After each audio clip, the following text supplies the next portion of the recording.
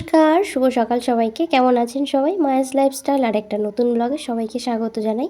তো আজকে দামোদর ব্রতের শেষ দিন। 1 মাস ধরে যে আকাশ প্রদীপ তোলা হয়েছিল, আজকে তার শেষ দিন। তো এই ভিডিওটা কিছুদিন আগের ভিডিও, যেহেতু ব্রত শুরু হওয়ার কিছুদিন পর একটা মিনি ব্লগ আপলোড করেছিলাম।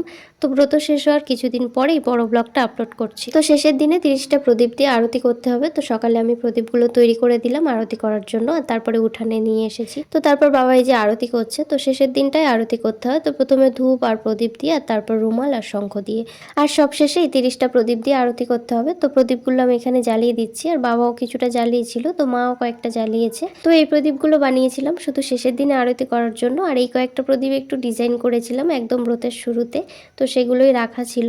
আর এমনি আকাশ প্রদীপ তোলার জন্য প্রদীপ আলাদা করে আনা হয়েছিল। তো প্রদীপগুলো জ্বালিয়ে দেওয়ার পর বাবা এই যে আরতি করছে।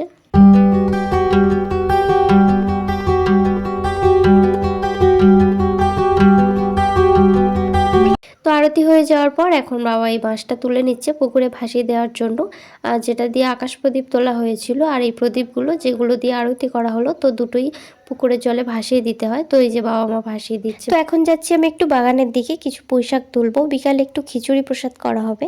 তো ব্রতের শেষের দিনটাতে একটু খিচুড়ি প্রসাদ করা হয়। তো এই যে আমি বাগানে চলে এসেছি, আর এই জায়গাটাতে দেয়া ছিল পুঁইশাক গাছ। তো সেই বৈশাখ মাসে এখানে যে পুঁইশাক গাছ দেওয়া হয়েছিল, এগুলো সেই পুঁইশাক গাছ। তো পুঁই পিটুলি খাওয়ার জন্য কয়েকটা গাছ আলাদা করে বসানো হয়েছে। আর এই শীতকালে এই জায়গাটাতে কিছু পালং শাক দেওয়া হয়েছে, তো একদম ছোট ছোটই বেরিয়েছে। তো এই যে এই দুটো গাছ এখানটায় দেওয়া হয়েছে, আর এইখানটায় চালে তুলে দেওয়া হয়েছে। তো এই যে ছোট ছোট ভিটুলি সবে সবে ধরতে শুরু করেছে। তো আমি কিছুটা পুঁইশাক তুলে নিচ্ছি, মানে কেটে নিচ্ছি।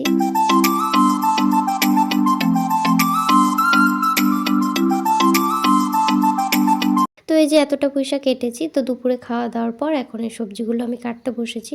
তো এই যে সবজিগুলো কাটা হয়ে গেছে। এখানটা রয়েছে কুমড়ো পুঁইশাক, আর এখানটা রয়েছে বাকি সবজিগুলো, আর এখানটা একটু মটর আর কাবলি ছোলা ভেজানো হয়েছে, তো খিচুড়িতে দেওয়ার জন্য।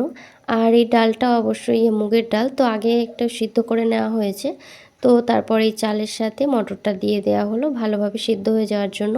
তো চাল আর ডালটা একটু আগেই দেওয়া হয়েছিল। তো এদিকে মা খিচুড়ির জন্য তরকারিটা বানিয়ে নিচ্ছে।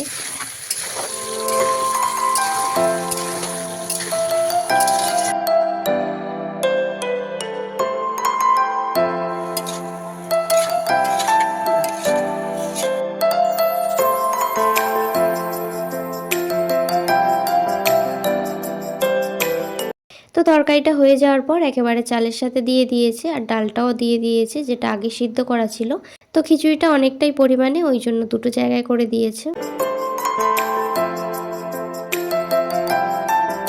তো ওদিকে মা খিচুড়িটা রান্না করছে, আর আমি একটু মশলা ভেজে নিচ্ছি খিচুড়িতে দেওয়ার জন্য। তো নর্মাল মশলা, জিরে মৌরি ধনে যেগুলো নর্মাল মশলা হয়, তো এই যে ভেজে নিয়েছি। আর তারপরে মা এদিকে একটু গরম মশলা বেটে নিচ্ছে।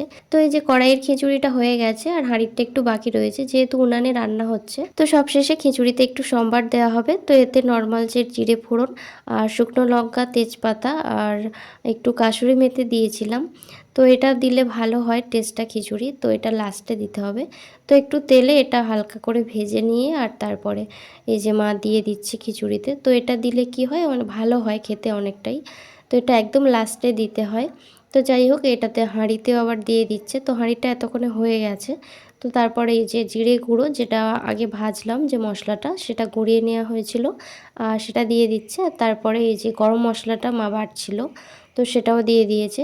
তো হাঁড়িতে আর কড়াতে দুটোতেই সেম সেম সব দেওয়া হয়েছে, আর তারপরে একটু ভালো করে মিক্স করে নিয়েছে। তো খিচুড়িটা বানাতে বানাতে অনেকটাই সন্ধ্যা হয়ে গেছিলো, আর বাচ্চাদের জন্য যেহেতু বানানো হচ্ছে, তো সেই জন্য সন্ধ্যা আরতির পর বাবাই যে ভগবানের ভোগ নিবেদন করছে, কারণ ভগবানের নিবেদনের ছাড়া তো দেওয়া যাবে না, তো সেই জন্য। তো ভোগ নিবেদনের পর আমি এদিকে বাচ্চাদের জন্য খিচুড়ি প্রসাদ দিচ্ছি। তো একদম প্রথম থেকে আমি ভিডিওটা করতে পারিনি, তার কারণ একসাথে অনেকজন বাচ্চারা এসেছিল খিচুড়ি প্রসাদ নিতে, তো আমি একাই দিচ্ছিলাম, তো সেই জন্য আর কি ভিডিওটা করা হয়নি। তো ওই জন্য কড়াইটা অনেকটা খালি হয়ে গেছে, আর পরে আবার কিছুজন বাচ্চা এসেছে, তো তাদেরকে আমি এই যে খিচুড়ি প্রসাদ দিচ্ছিলাম।